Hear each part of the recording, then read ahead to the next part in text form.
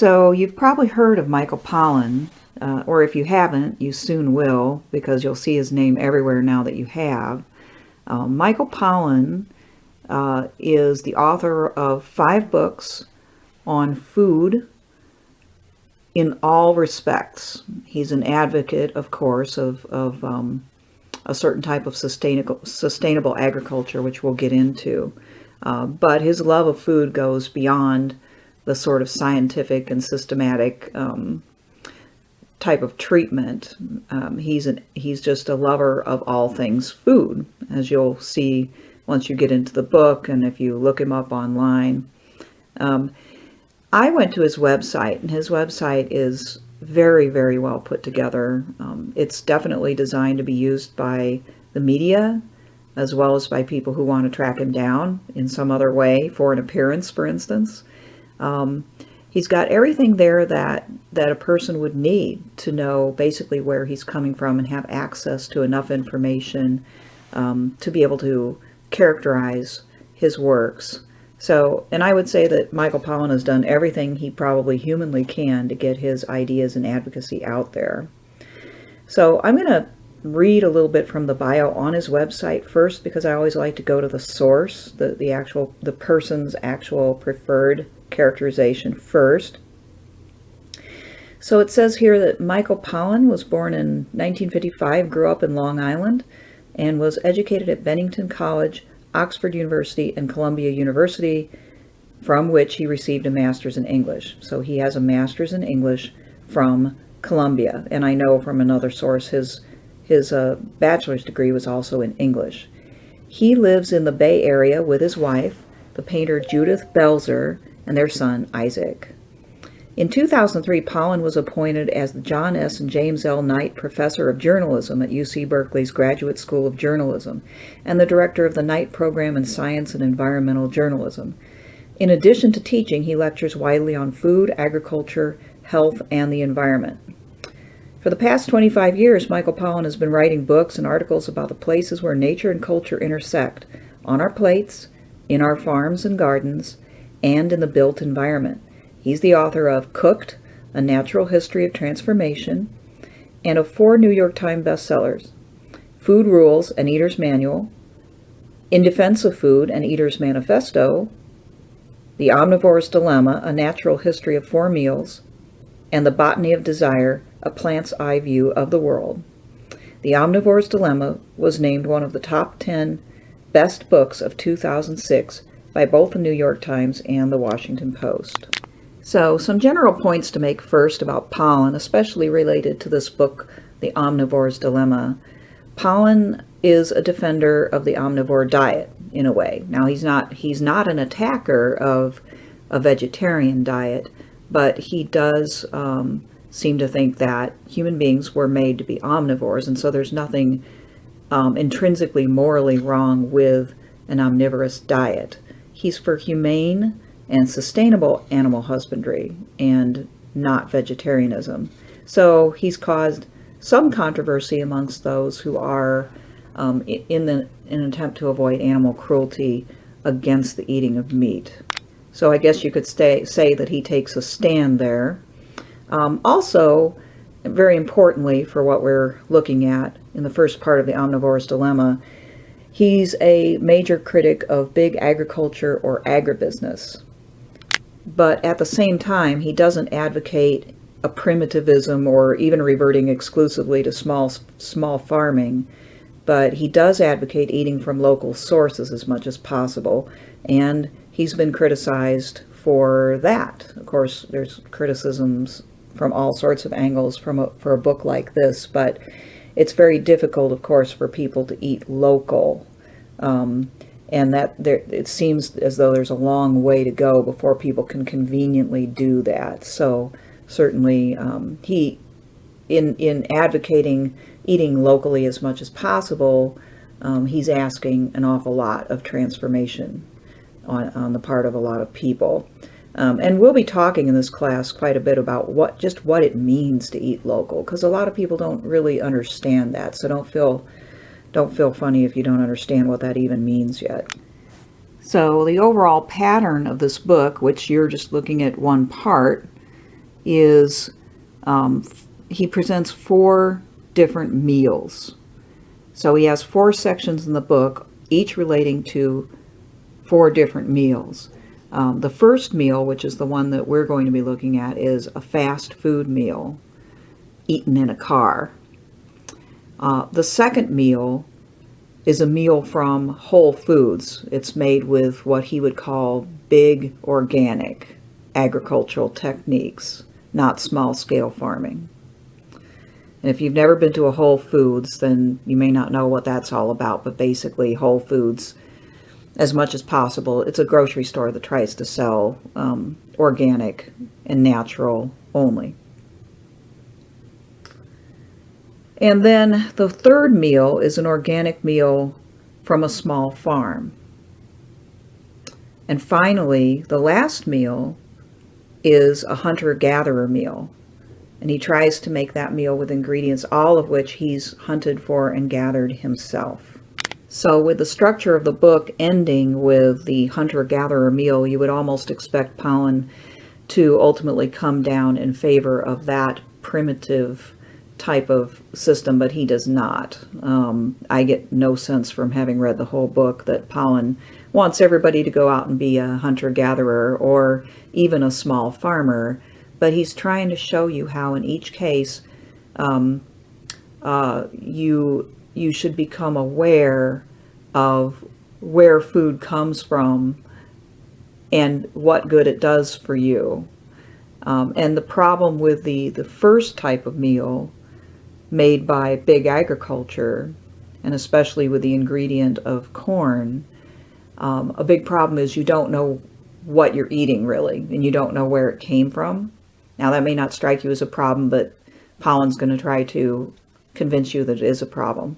With the hunter-gatherer type of meal, you're on the other extreme. You know exactly where everything came from because you yourself picked it or killed it and took it home. The Whole Foods meal seems like he makes it out to be quite a bit better than the fast food meal because in his view, at least the Whole Foods meal is an attempt to support a system of agriculture that is less toxic to the environment and probably healthier for people too. And the meal from the small family farm is a little bit closer to the ideal, I think. If I had to point in the direction of which one of these meals Pollan does seem to advocate for, it would probably be the family farm, the small farm, because of that advocacy for local as much as possible. So first, just a few things to say about the introduction to the book, because he kind of sets us up here with what he thinks is most important and what he values. So the question that he raises is, what should we put on our table? Of course, this is a question that people, especially people with families, have to answer almost every day. You know, for a lot of families in America, time is very short, and you know, because both parents work, and maybe they have 1 to 3 kids, and the kids have lots of activities. If they're kind of middle class or upper class people anyway, they seem to run circles around each other, you know, going to every conceivable sporting event and show, etc. And so in the family system, there's not a lot of time left over for thinking about, well, what are we going to eat, or even if are we going to be able to sit down and eat it? And a lot of times people running out of time and maybe short on money too, or feeling like they are, go for the fast food meal, or get delivery, like have a pizza delivered because they want to eat. And so that's how they answer that question on a daily basis. So part of what Pollan wants to do at the beginning here is ask people to slow down enough to think about the question at a little bit deeper level. You know, we get hungry, we run out of time, we get fast food, and that's the answer right then and there. But it's a bigger question than that for him. It's a question of what are we going to be putting into our bodies over the long term? Is there more to what we choose to put on our table than convenience, or should there be? So he wants us to imagine past that immediate moment. And he also wants people to think past the penchant that we have for diets. He makes note of the fact that, especially in America, there does seem to be this penchant for, I guess, what I would call fad diets, or simple solutions that help people think about what they're supposed to put in their mouths. And we tend to swing from one thing to another. When I was growing up, it was all about reducing cholesterol, and we were taught the difference between different types of fats, the saturated, polyunsaturated, and I don't know what else. I've forgotten. But yeah, so we had to distinguish amongst fats, and we were told, for instance, that margarine was better than butter, so everybody started buying margarine, which is not made with anything like butter. It's oil-based. And people were told that eating oatmeal would reduce their cholesterol, so there was this fad of just eating tons of oatmeal, and some folks try to eliminate fat of any kind almost entirely from their diet. And then, at a different point in time, carbs became the evil thing to avoid. And so some people went to the extreme and eliminated them almost entirely. So at any rate, I think that you get my point. We tend to look for that one magic bullet that we can either emphasize in our diet or we can eliminate, which will hopefully solve our problem, whether the problem is we're gaining too much weight, or the problem is we don't have enough energy, or we want to build muscle, or something like that. And there's always somebody online or writing a book who will tell us, well, just eat this, just eliminate that. And so Americans tend to go for those simple solutions. It kind of makes sense that people would. Why, we don't want things to be complex. I think that's natural. But the problem is, for Pollan and many of the other authors that we're going to read in this class, nature is complex. The human body is complex. As we've already noticed with the writing of Rachel Carson in particular, the ecological system is very complex and many parts woven together and inextricable. And so it just can't be quite that simple. But that doesn't mean it has to be excruciatingly complex in an intellectual sense either. And I think Pollan's going to try to prove that actually a healthy diet can be quite beautiful and aesthetically pleasing too. He makes mention of our tendency to over-rely on experts, which kind of goes along with the fad diets, but goes beyond it. We look to what the latest, Dr. Oz statement is, or, some sort of scientific finding. And it's not to say that he's not saying that science is not a good source for information about what to eat, but science finds one thing and then another. There was scientific backing for the very low-fat diet that I talked about earlier. There was scientific backing for the value of eliminating butter from your diet. There was science backing up the idea that we shouldn't eat eggs, or at least egg yolks, and a lot of those things have been science has actually now found that those things are not exactly as harmful as we thought they were. So I guess in his view, it's not enough to rely on experts. One has to use one's own sense. So the omnivore's dilemma is, what should we eat?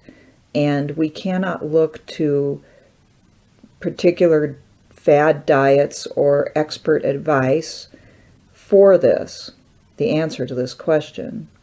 Things are made worse by the fact that Americans, Pollan says, do not have a cuisine in the same sense that, say, the Italians have a cuisine, or the French have a cuisine, or the Ethiopians have a cuisine.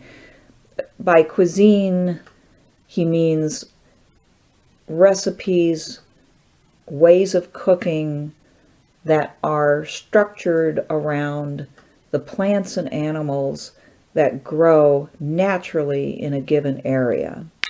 Because America is a relatively young country, and because it is a multicultural country, it's hard to think of what an American diet is or American cuisine is other than maybe burgers and fries and things like that. We've got various items like chili and pizza and tacos and things like that that are beloved favorites of the American diet, along with Chinese food, many other cuisines that have been sort of adapted to the American diet from many other places.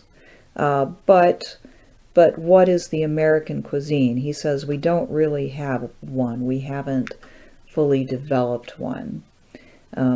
Because, well, and another problem for this country is it's a very big country. So even if you did have, and we do to a certain extent, have local cuisines, that doesn't reach across the entire country. I think Pollan goes a bit far when he says America has no cuisine, because, for instance, if you go to New Orleans has its own cuisine for sure. If you go to the Southwest, you will find a genuine cuisine, I would argue, there.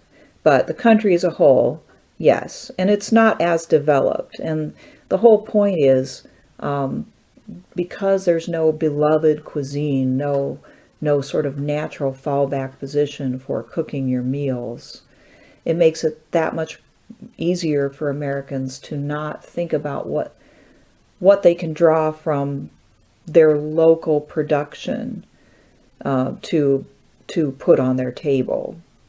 It probably hasn't occurred to most of you, and it hadn't occurred to me much at all until I started to think more deeply about this stuff, to ask the question, what's growing out there when it comes to what I might put on my table on any given night? I would have thought more along the lines of, what am I hungry for? Whereas a cuisine is built around the question, what's growing out there? And what can I do with it? Vegetables, fruit, spices, and other flavorings, the type of animals that are particularly hardy and able to be sustained in an area. Those are the things you would think of if you asked the question, what's out there, right? And then drew what was out there, what was growing out there, into your cooking out of necessity, and then onto your plate. That is the type of thinking that creates a cuisine. Another thing that we'll hear about in the introduction is that Pollan, of course, is very, very into the question, why should we eat? What should we eat? And why should we do so? Right? But the why is just every bit as important as what. And the why has to do both with aesthetic things, but also with political things. I mean by that Pollan believes that your choice of what to eat is a political act. And I think that this is the hardest thing for people to understand if they kind of come from outside this perspective, if they're trying to figure it out. To think that walking through a grocery store, for instance, and deciding what to buy is a political act is a very foreign one. But it's also kind of a capitalistic one, so hopefully we can get into it from that angle. When we buy something in the capitalist system, in a way we are voting for that thing, okay? We are saying we want more of that. So when we buy something, we're encouraging the production of that thing, whatever it may be. So if we go into a store and we buy avocados, the more people who buy avocados, the more avocados are going to be produced. The more land's going to be put into the production of avocados, the more grocery store space, the more marketing, and so on. If we go into the grocery store and we buy potato chips, more potatoes are going to be grown. More space on the snack aisle is going to be devoted to potato chips. So you get my point there. So if we go into the store and we assiduously try to buy organic and even look for, say, locally grown labels, we are voting for that kind of production. Many people think that folks that are interested in organic food are primarily interested in it because it's healthier. But actually, when you get to know folks that are into organic food, they will tell you that it's about voting for the way that the food is produced. They will say that when we buy more organic food, we are voting for more land to be put into organic farming and taken out of industrial level farming. Don't worry, we'll talk more about what those terms mean too.